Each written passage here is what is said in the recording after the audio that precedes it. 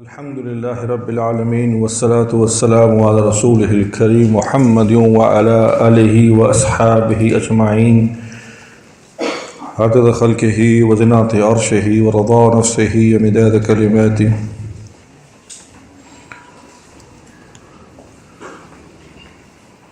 Respected teachers, Assalamu alaikum wa rahmatullahi wa barakatuh.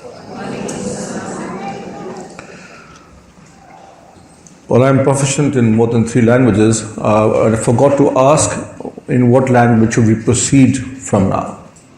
I think in whichever language you're comfortable. English will do, inshallah. For all our teachers, the ulama here as well? Inshallah. Are you sure? I don't mind. Well, I'm very happy to be here in Masjid's Grammar School because I've been hearing very good things about the school ever since it started. I was here at the opening almost 10 years ago, I think now. You could almost see the school from the canal road. It was that, barren, this area. Alhamdulillah, I'm always happy to be part of a school because I've worked with with schools and with madaris, and I've worked with all institutions around the world, more than 17 countries. But my favorite place is still a school. You see, the reason is this, that I was born in a way, I was born in a staff room. Because my mother was a teacher, so I spent some time before I was born also in a staff room. So I know staff rooms very well. And I know my father was a teacher and my grandfather was a teacher. And this is my favorite place to be always. Before I start my introduction to the Sunnah method of teaching, I'm not going to talk about how important it is to follow the Sunnah, because that is part of the talk. But since we're all here, alhamdulillah, I can tell and I know that the school is something which is founded on the Sunnah itself. I do hope when I speak in English, I won't be considered a Jewish agent, because if you speak too good English, you're a Jewish agent also. You're an American agent because you speak English. The thing is, what I want to start with is something happened to me 25 years ago, 24 years ago. I asked a friend of mine, Rafiq, his name was Rafiq, and he was a Rafiq of mine. And he said, I asked him that I'm upset, Rafiq, could you make dua for me? And Rafiq said, no. And Rafiq was a madhoob, and I was afraid of Rafiq also. And he said, no, I'm not going to make dua for you. And I said, Rafiq, that's not fair. I am your Muslim brother and you have to make dua for me. He said, I don't have to. Make it yourself. And I asked him, I said, Rafiq, I do make dua for myself, but I'm really upset and something is very wrong with my life and I need help from Allah subhanahu wa ta'ala in that. And Rafiq said, then you should pray and make dua after Fajr. And I said, Rafiq, I do make dua after Fajr every day. And Rafiq said to me, no. Not the way you make it every day. Make it the way you ought to make dua after Fajr. And then it struck me there. It struck me as something I had read but not really understood. Imam Ghazali, in his book Bidayatul Hidayah, the Imam Rahimahullah, he says, if one were to honestly and fairly look at his actions, his ibadah and his quest for knowledge, he would understand that the ibadah has become a habit. And whatever he or she does now is more of a routine habit than it's actually an ibadah. And this struck me then what Rafiq meant, that making dua every time after salah had become more of a routine matter for me. So what I needed to do was to refresh myself refresh my commitment to dua itself. And that's what I began to understand, that how human emotions, how human motivation, how what we call the jazba, it starts to erode over time. And so when we come to school as teachers, and we start a profession as teachers, and we are told that listen, this is an ibadah, this is a noble profession, this is the profession of the Anbiya, this is something that's going to be a sadaqah jariyah for you for a whole till Qiyamah. You will teach people, they will learn from you, and on and on and on. That's what we are told. But to be honest, I have been a teacher for over 2 decades. Like I said, I'm a son and grandson of teachers. I do know that every day when you come to school, and every day you meet the children, and every day you to check the same copies, and every day you meet the same people and the same syllabus and the same thing, the motivation cannot remain. Does it remain? It does not remain. Let's be honest. We're all teachers here, right? Let's be honest. That motivation does not stay with us for very long, does it? It erodes. And you start and you have, and alhamdulillah, wherever we work, with Muslim brothers and sisters, we've got with the politics, we've got some leg pulling, we've got some biases, we've got the ta'assub, and these things do happen, and that doesn't stay. And then often something new dawns upon us, that all Muslims are human beings. And my boss is a human being, my colleagues are human beings, and they have faults. And that ideal thing that we read about in the books, or we are taught in the lectures, or the motivational speaker comes and talks about wonderful things, they do not stay with us for very long. And that is why the most important thing that every teacher needs to do is to keep that fire burning.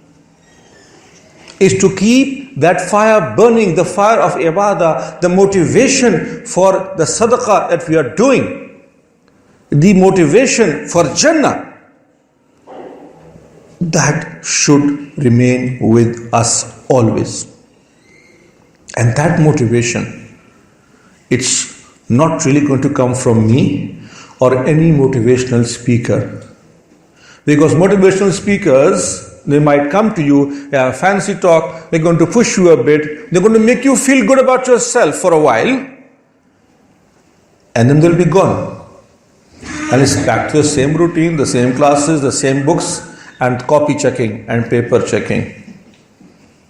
And copy checking, that is the worst part of being a teacher.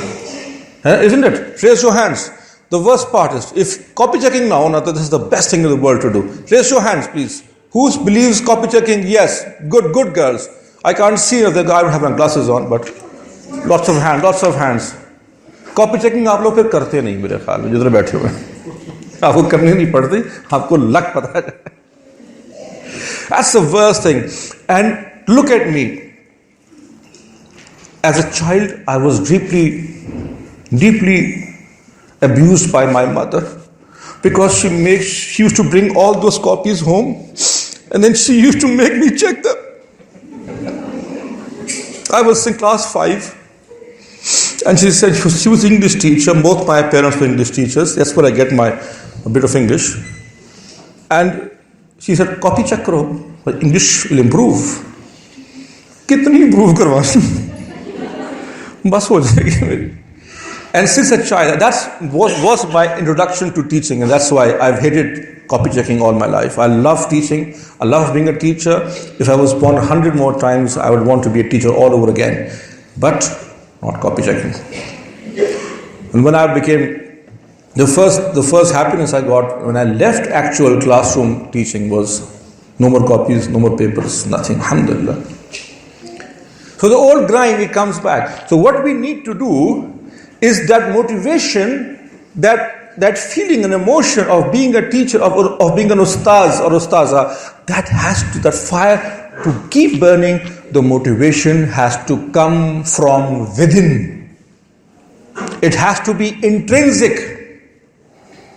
It cannot come from some speaker or some fancy clip on WhatsApp or a video on the internet. That's going to be very superficial. It's going to be very temporary, and it's going to go away until the next video comes.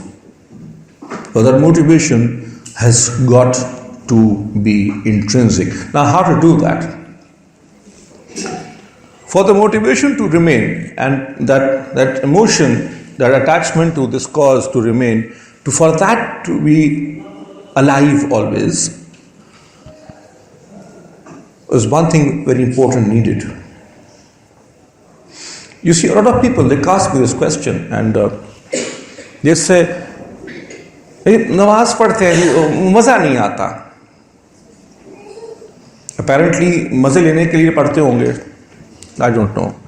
But they do say कि वो बात नहीं है. When I began to, खास तौर पे especially people who began to offer the salah later in life, when they became Muslims by choice, and then they have this problem after a few years, they no longer have the motivation to offer the salah. They don't feel that the thing inside when they offer the salah. Why is that?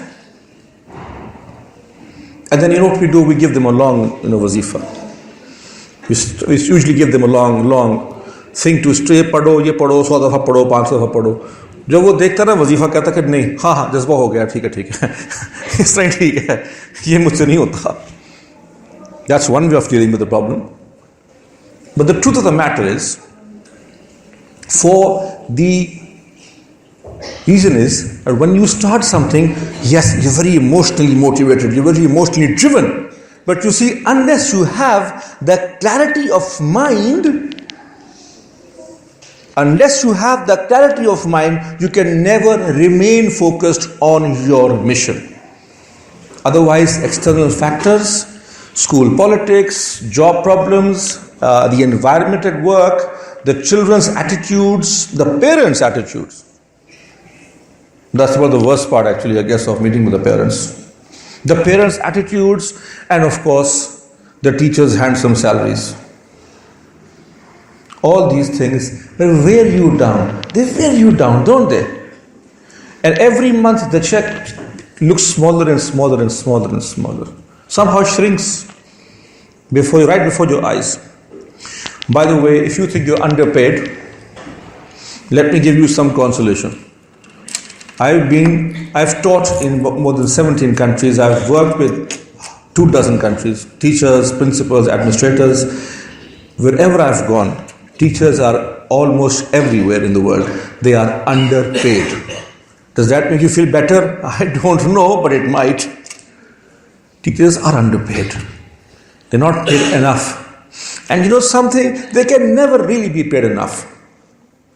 There's no way on earth you can pay a teacher actually what he or she deserves. Because what they deserve is so much more. Should it be the teachers should live an underprivileged life?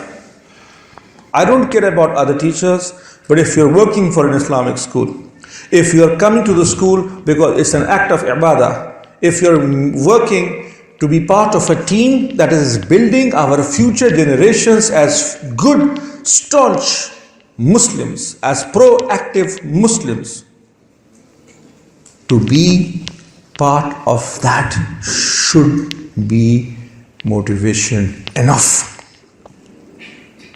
That's enough motivation from anybody. That's enough motivation for me. It always was. You know why? Because you have to be focused and you have to have clarity of mind. If you started teaching for whatever reason, especially lady teachers, the lady teachers, or even our society, we have very few people who were born and as little children, they thought, "Main bada hoke teacher banunga." How many people here ever thought about it? Iman se batao.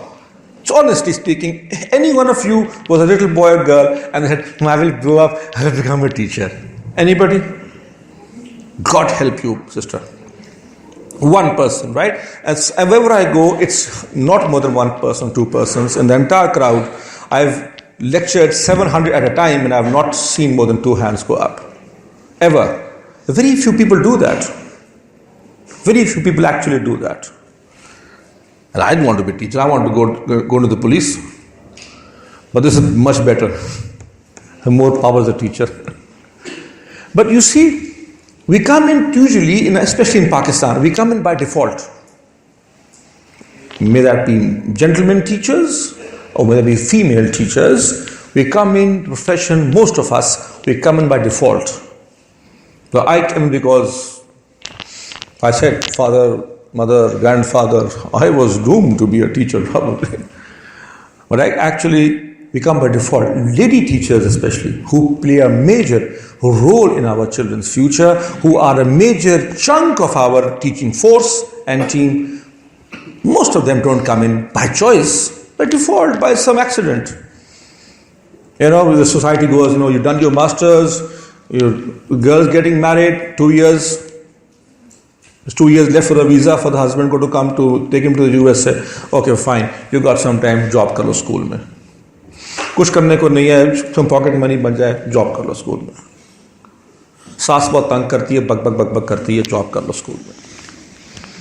दिमाग खाती रहती है, इसको suit लगाऊंगी ना महीने के बाद खुद ही मुंह बंद हो जाएगा इसका.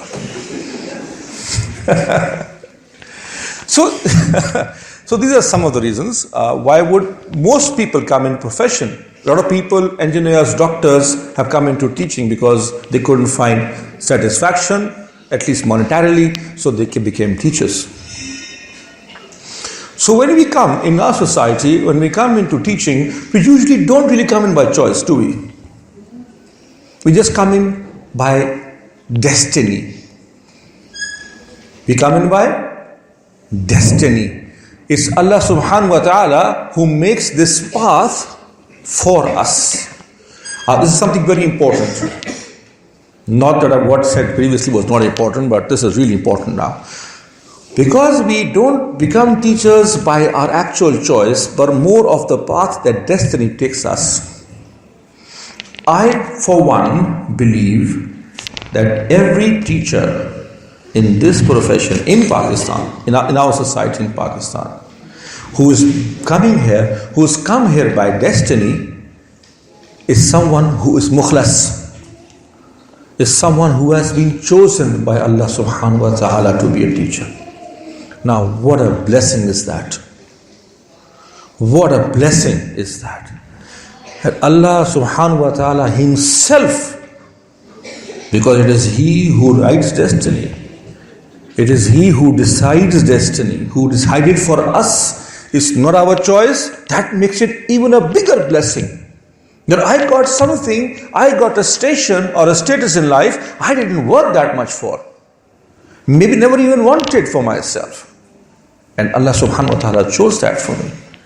Now how great is that? And now that you are here, chosen by Allah subhanahu wa ta'ala, and now that you have become a teacher, regardless why you came in, couldn't find a job, you had some free time, the school was close by, your mother-in-law makes your life miserable at home, I don't really care. You want to supplement the family income, whatever reason, for whatever reason or mode you came into teaching, now that you are here, it's time to be professional. A lot of lady teachers come to school and behave like housewives. A lot of male teachers come to school and behave like housewives. Let's be professional. Learn. Let's learn how to do it. Why you came is no longer relevant, to be honest.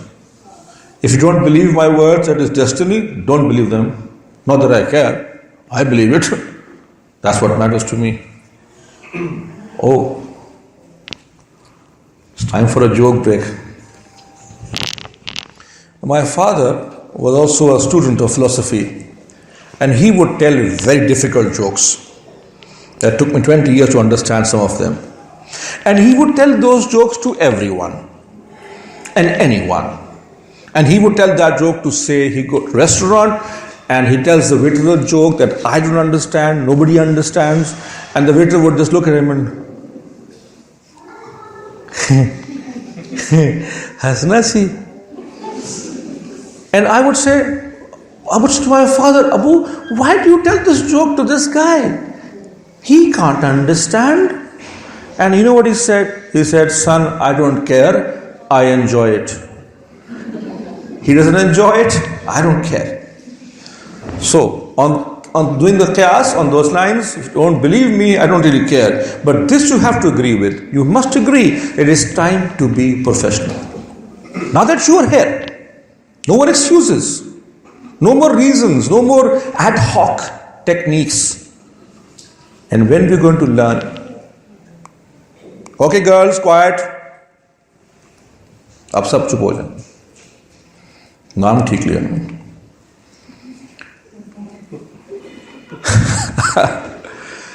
When you're going to start to learn the method for anything, what more beautiful method could be the sunnah of Rasulullah sallallahu alaihi wasallam?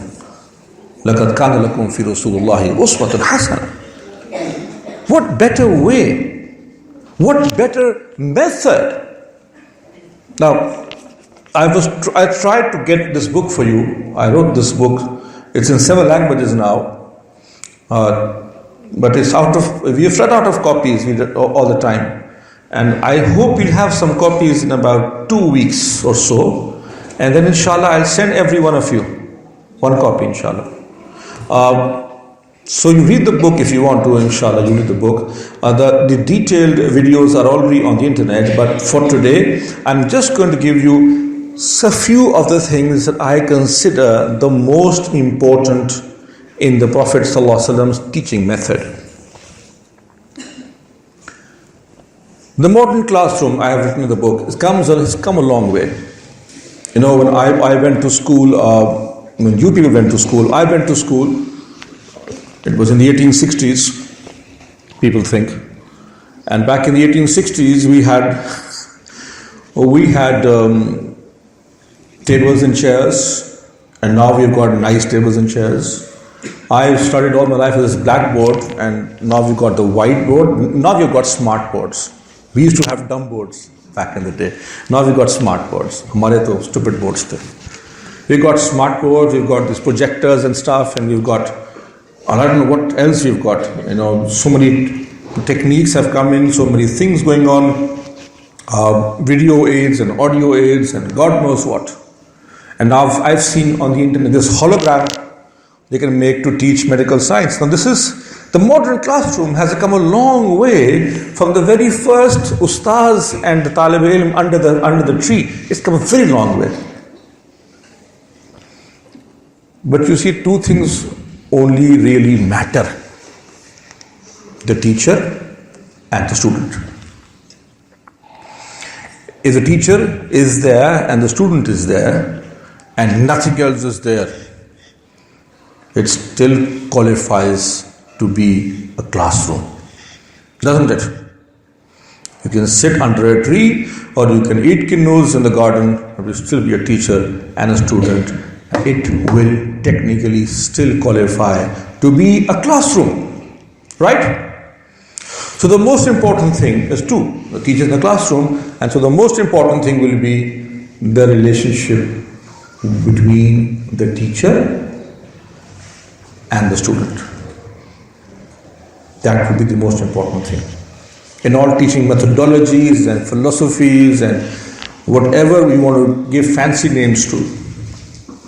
Before we go further from here, let me tell you that when I say how the Messenger of Allah sallallahu alaihi wasallam taught his students, what I mean by that is the Sahaba Kiram. The Sahaba, will take the Sahaba and his friends, his companions in the same meaning as students, right? So you understand. Let's look at it. Now the most important, as we discussed, and I do feel on the same page here, since the most important thing is the student-teacher relationship, and the most important element of that teacher-student relationship will come from the Sunnah. And if you look at the Sunnah, the most important element, what would that be? Before we go further in that, we keep hearing and telling stories about the Sahaba's love for the Prophet, Rasulullah sallallahu alaihi wasallam. We hear the ishq and the muhabbat of the Sahaba and how they would be all over him. Their love and their obedience is the highest standard for any Muslim to follow, isn't it? The way the Sahaba, they obeyed him, not only obeyed him, but the way they trusted him absolutely, the way that they loved him most importantly, would not let a drop of his wuzu's used water drop to the ground. They would preserve it as tabarruk, as a holy water. The love they had for him. Can you imagine the love? We've heard these stories all the time. In the battlefield, how they would compete with each other to be the first one to face a spear or an arrow in their chest on behalf of the Prophet.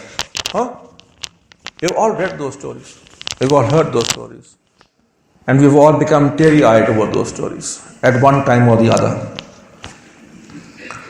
But what if I were to tell you that the Sahaba's love for Rasulullah sallallahu alaihi wasallam was not an action but a reaction? That part we don't like to talk about. Like we tell our students that, we tell our murids that this is how they loved him, and now this you also have to love me like that. Obey me the same way. Samina wa ta'ana, right? But what if I were to tell you that this love was more of a reaction rather than action? It was a reaction to the love and the compassion that the Prophet had for the Sahaba sallallahu alaihi wasallam. You see why? I can prove that to you. You can order a person to perform the salah, and you could give a command to someone to fulfill the ibadah, to fulfill the obligations of the Quran and the Sunnah.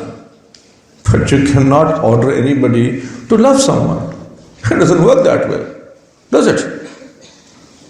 You can say, aaj se namaz tum pe farz ho gayi. From today, the salah is farz on you, you have to offer the salah. So from today, the song in Ramadan is coming, and may Allah bless us in the month of Ramadan, and all of you Ramadan. In Ramadan, the Hajj, the Zakah, all these things, you can do the Zakat, but you cannot order someone that, okay, from now on, you will love the Prophet sallallahu alaihi wasallam. That's not happen. That's unnatural. It's not possible. It doesn't work like that. These things don't work like this. This is against human psyche. You love someone. The reasons, the ulama, the right, you love someone. The different reasons. You love someone because of their looks. You love someone because of your relationship with them. But most of all, you love someone who loves you. Someone who spent 23 years, the 23 most valuable and precious moments, 23 years in this universe, so that he could bring this compassion to humankind till Qiyamah. The Prophet ﷺ, the Quran calls him Ar-Rauf Ar-Rahim. And if he wasn't soft-hearted and soft-natured, people would run off from him. That's what the Quran says, right? So that means people didn't listen to him just because he was Rasulullah. They did not listen to him just because, they became Muslim.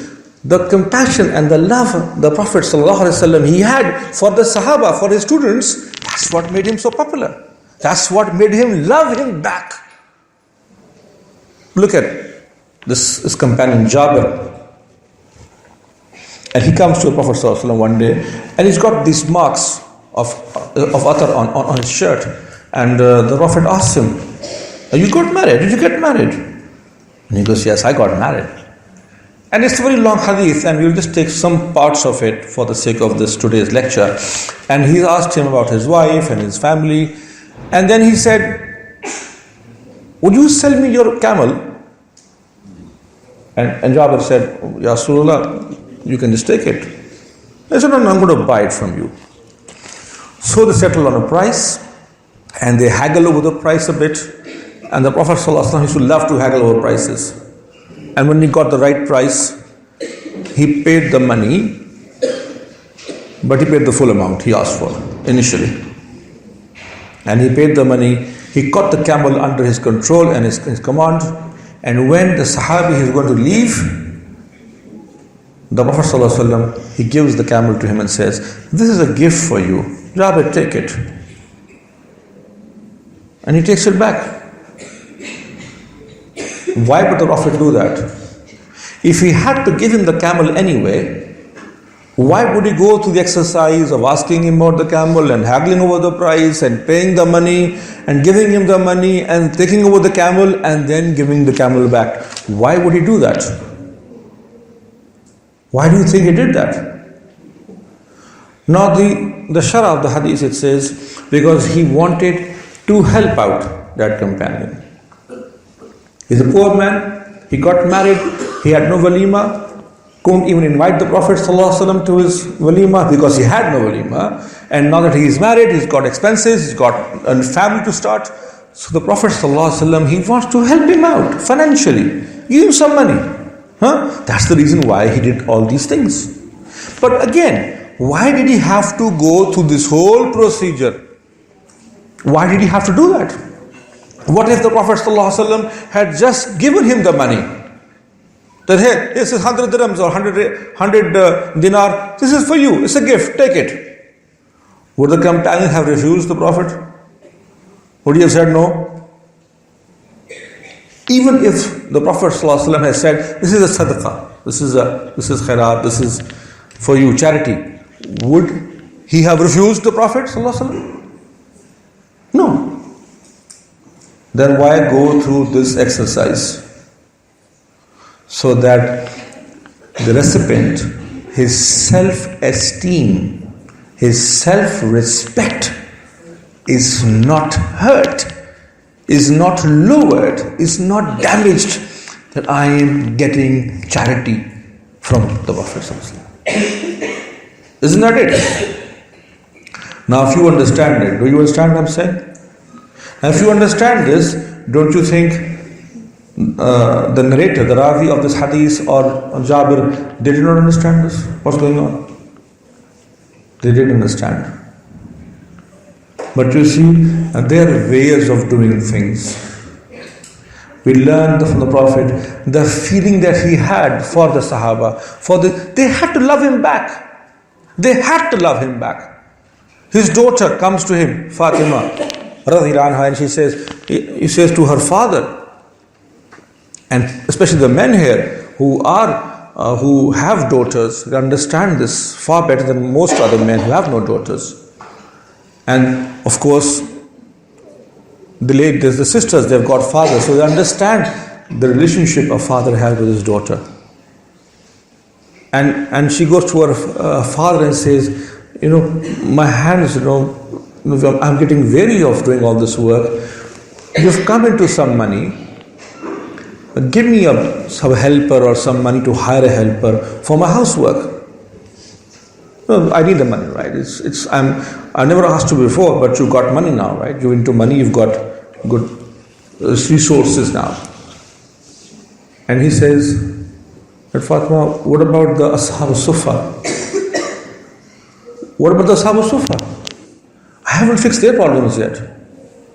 My students, my team, who are day and night, who are documenting deen for all generations to come, they are far more important at this point in time than my own daughter. Would they not love him back? It's not that the Prophet ﷺ did not love his daughter, but beyond even his own children, the compassion and the love that he had for his what do you think they would do? Not listen to him? Look at your students.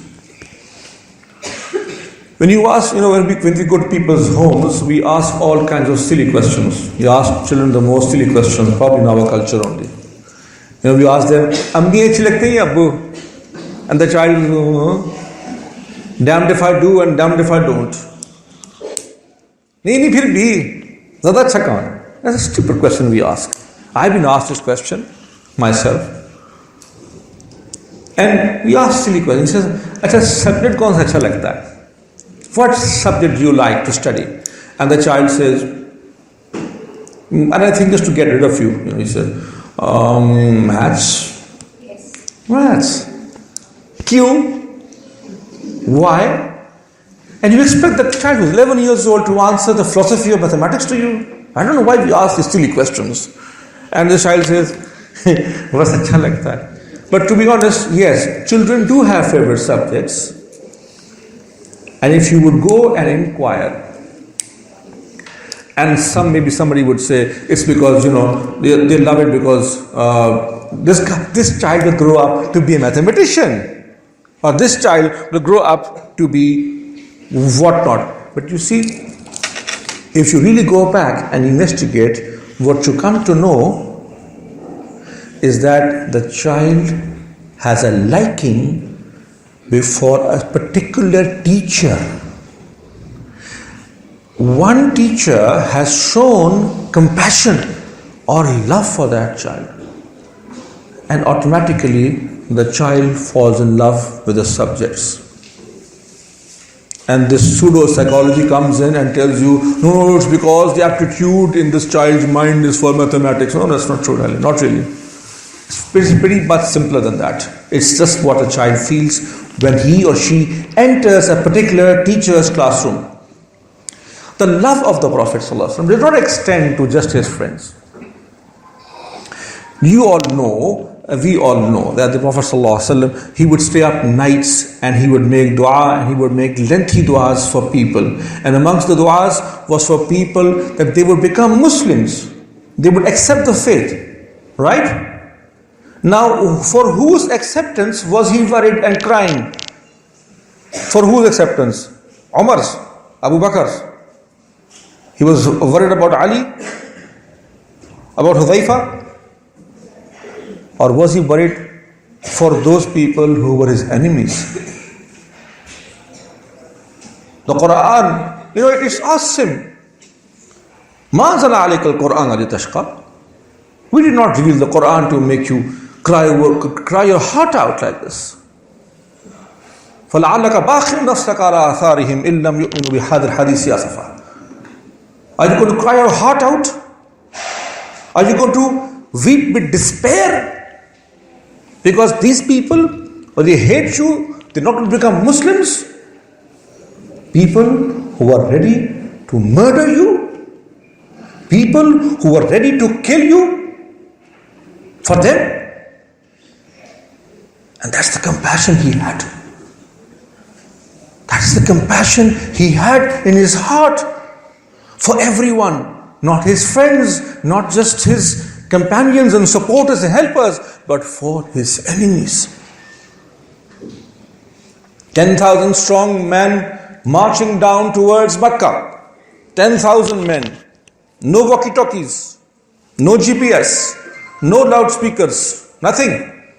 It's very hard. Any of you who has ever had to have children stand in a straight line, you understand how hard it is to make people stand in straight lines. And to make them march, 10,000 of them, on one route. It's not an easy task. The Rasulullah ﷺ was in the front contingent of the army. And I learned this hadith from the Shaykh Basul, a Palestinian scholar. And he made me promise, he made me agree to this. I'm going to use a certain word. And across that path became a ditch. And in that ditch was a wild animal who had given birth to little babies. And if you've ever had pets, you understand that animals, mothers, when they give birth, they become very sensitive.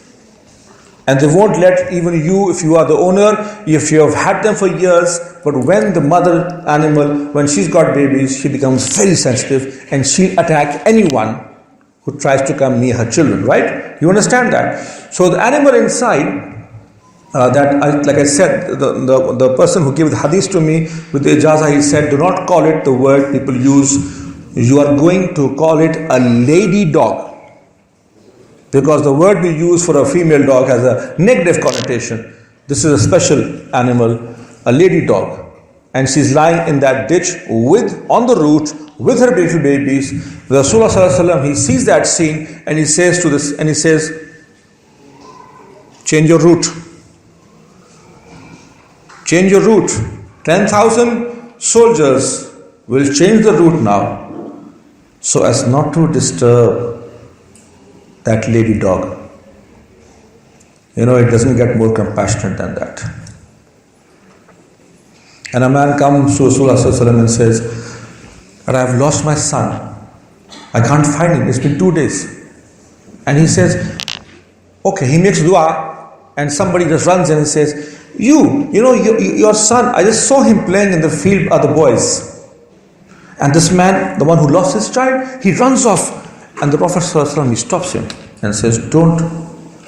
When you get there and when you see your son, do not call him by his nickname or do not call him by his pet name and do not kiss and hug him in front of everybody else. Take him home and do that.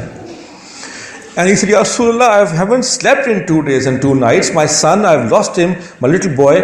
How will I control myself? And why would I control myself? And Rasulullah said, as you know, there are other children playing in that field. And maybe they don't have a father. And they see you kissing and hugging and loving your child, and maybe they don't have a father and they'll feel sad.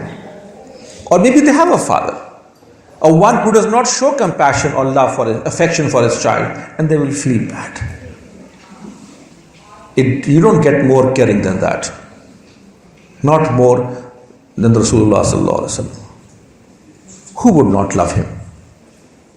When we will include compassion and love in our hearts for our students, you will see a marked difference in your classroom. This is not a sunnah we're talking about. This is a very particular and most effective method of transference of knowledge, of transferring of knowledge, of teaching people, of grooming people, of ta'deeb, is love. I can go on and on and on for a very long time, but I've already given that, at 5 signals, so I've got to wind up now. This is the most important message I had for you. Like I said, I can go on and on and on because I'm a teacher, and I really appreciate you staying quiet for so long. I know how hard it is for a teacher to listen to other teachers, except in the staff room.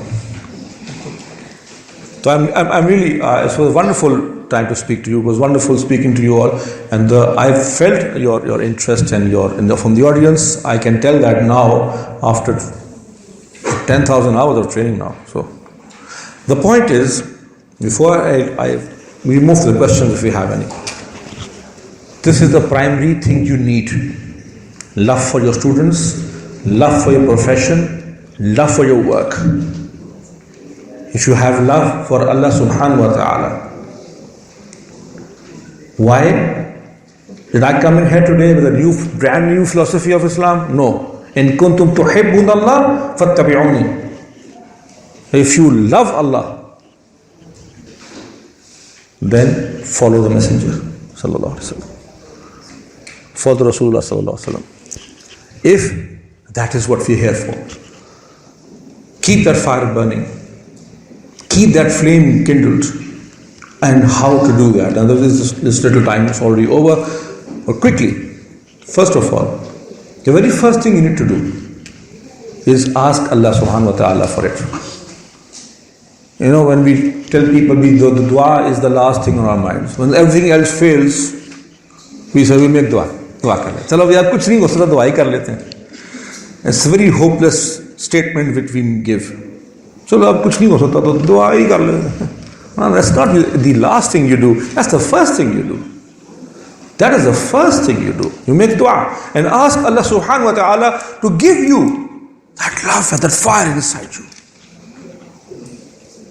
So this is the last motivation speech you need to hear. And it comes from within from now on. Inshallah. And you've got the book. I am available on the internet. You can type my name, Shaykh Jahangir Mahmud. You will get Hazrat Google Shah Sahab knows me very well. He's a good friend of mine. He will give you my name, my pictures, my videos. This lecture, नहीं वो नेक आदमी है बहुत बेचारा. You'll get my pictures and my videos on this lectures. We have a Facebook page also. Since none of you will be on Facebook, you can always join me there. This is my card. I'm leaving this card, copies of my card and my contacts here, and then you can always get back to me if I don't see you again in the school. And if you don't need the card for contacting me, put it in a glass of water at night. In the morning, drink it. Inshallah, shifa hogi. Thank you very much once again for your patience. I know this was time to go home, and no child loves going home more than a teacher. Thank you so much once again. Jazakallah khair.